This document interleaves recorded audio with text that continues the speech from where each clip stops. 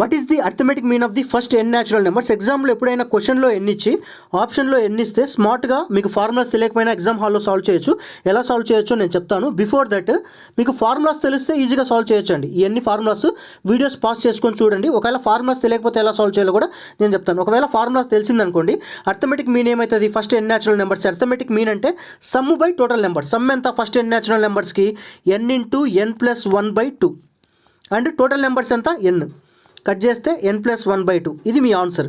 ఒకవేళ మీకు ఫార్ములాస్ తెలియకపోతే, ఇక్కడ ఉన్న ఫార్ములాస్ ఏమీ తెలియకపోతే ఎగ్జామ్ హాల్లో ఎలా సాల్వ్ చేయాలంటే చూడండి, n ఏదైనా ఒక వాల్యూ తీసుకోండి. నేను n ఏం తీసుకుంటా? First 3 natural numbers. First 3 natural numbers 1 2 3. వీటి సమ్ ఏమవుతుంది? 3 + 2 5, 5 + 1 6. 6 బై టోటల్ నెంబర్స్. టోటల్ ఎంత? 3 కదా టోటల్. సో ఆన్సర్ వచ్చేసి 2 అర్థమెటిక్ మీన్. సో మీరు 3 నెంబర్స్ తీసుకున్నారు n, అప్పుడు అర్థమెటిక్ మీన్ కడితే 2 వచ్చింది.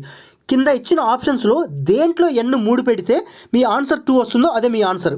ఫర్ ఎగ్జాంపుల్ ఇక్కడ చూడండి, n నేను 3 పెడుతున్నా, ఎందుకంటే 3 తీసుకున్నాము, మనకు అర్థమెటిక్ మీన్ 2 వచ్చింది కాబట్టి. 3 పెడితే 3 + 1 4, 4/2 ఇది 6, ఇది కాదు. అలాగనే ఇక్కడ 3 పెడితే 4, 4 × 2 8, ఇది కూడా కాదు. ఇక్కడ 3 పెట్టినా 3² 9 పెద్దగా అవుతుంది, ఇది కూడా కాదు. సో డైరెక్ట్గా ఇక్కడ 3 పెడితే 3 + 1 4/2 డైరెక్ట్గా సాల్వ్ చేసేయచ్చు, ఈజీగా సాల్వ్ చేయొచ్చు.